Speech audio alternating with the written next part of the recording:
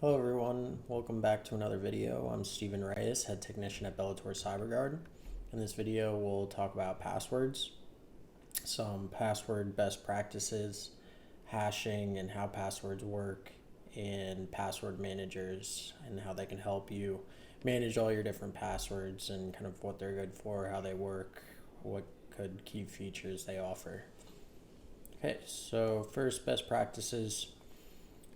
Ideally, you want to have your passwords be 12 characters, use upper and lowercase letters, numbers, symbols, ideally, special characters, nice combination of these things, and have them be random and unpredictable using like your last name and a couple numbers afterwards is an ideal, something that can kind of easily be guessed. The way a lot of the time passwords are cracked is just by brute force or using like a dictionary of common passwords.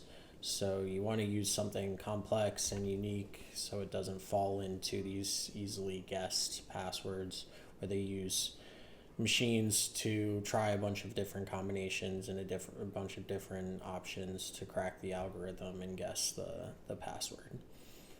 Change your passwords every 90 days. It's good to have your passwords updated at least every 90 days and keep changing them often and make sure that you're not using the same passwords for multiple logins.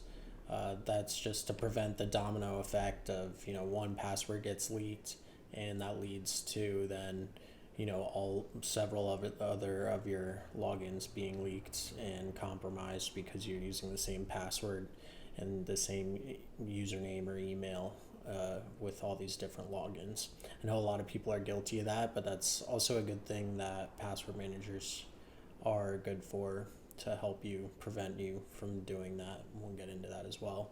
And lastly, use 2FA in at least in your most important. I know we have a lot of our viewers and clients are tax preparers, and so to protect logins that lead to sensitive data, use a 2FA application as well, or have a code texted to your phone, one of the authenticator apps, some sort of second layer in addition to your username and password. So next we'll talk about hashing, right? Essentially, this is how passwords work, right? So the password hashing operation is this one-way algorithm that essentially changes your password into this hash that's associated with your password.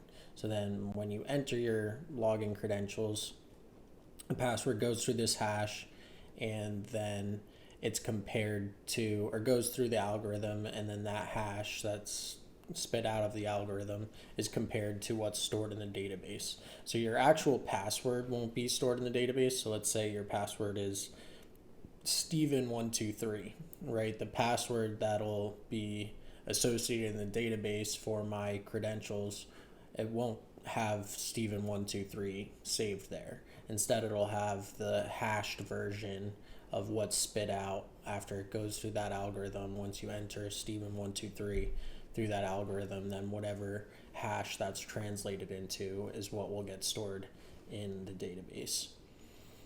There's several different, I have listed there the different hashing algorithms. These aren't necessarily that important, and you can see really the only difference between them is the character length. You can argue that the longer character length is more secure in theory, but if you have a strong password, it still takes a long time to even crack the 32 character hash just by simply guessing different hashes. The importance of this for the most part and making sure that if you're ever setting up like a website and you're having login credentials, using this hash word mechanic is important in just not storing passwords on your own, right? That's kind of the idea of this. When people use good password protection for their websites and login credentials, they won't actually store your password. They're only ever storing the hash, right? So similar with like any of these password managers where you'll hear about them getting breached. At the end of the day, the passwords don't actually get breached because they don't get stored all that ever gets stored is the associated hashes, right? Okay. So speaking of password managers, there's a few here that I like to point out that are all good. They're all pretty good and work very similarly to each other. LastPass, Dashlane, 1Password, Keeper are a few of the most common ones I've seen. There are a few others. There's like NordPass, Bitwarden. There's a lot of these different tools that all again work very, very similar. But the idea of the password manager is to store all of your passwords for you. A good password manager will create passwords for you as well. So let's say you go to sign up for a new account on some new website and you're typing in and it makes you put your username and then it says create a password and then confirm the password where you retype it and just make sure you didn't make a mistake. A lot of these password managers will allow you to have them create the password for you, and you can pick the length, and if it uses uppercase, lowercase, the kind of different criteria, and it'll just create the password for you. And then if you get in the habit of doing this every time you create login credentials, you won't even know the password. You'll just have it stored in your password manager, and it'll create a different and unique complex password for every login. And then, of course, when you go to log in to one of these sites, then what's stored in the vault is the website, and then it recognizes the form on the web page. It sees the little text box for your username or email, and then your password, and it'll just automatically fill it in, and then you just click log in. So you won't ever have to actually remember any of the passwords if you use this correctly. You'll just need the password to the password manager, right? So it turns all your passwords into really just needing one password to remember all of them, because they'll all be saved in the LastPass manager or whatever manager you're using.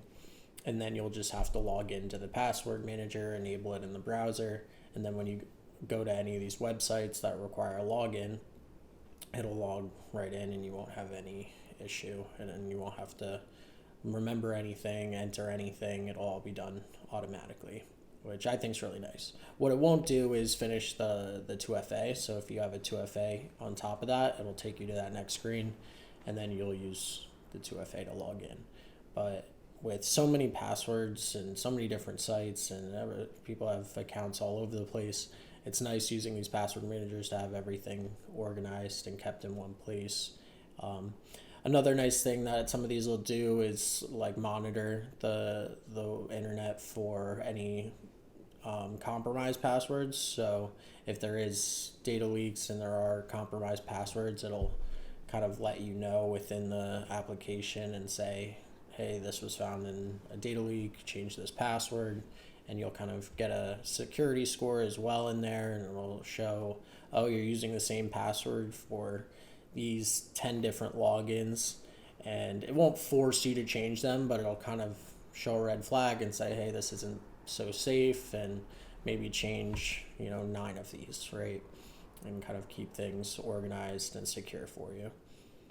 But yeah, so I definitely recommend using a password manager. I know a lot of people are stuck in their ways at the same time, so if you're one of those guys that like having your passwords written and you just keep a black book of all your passwords, I get that.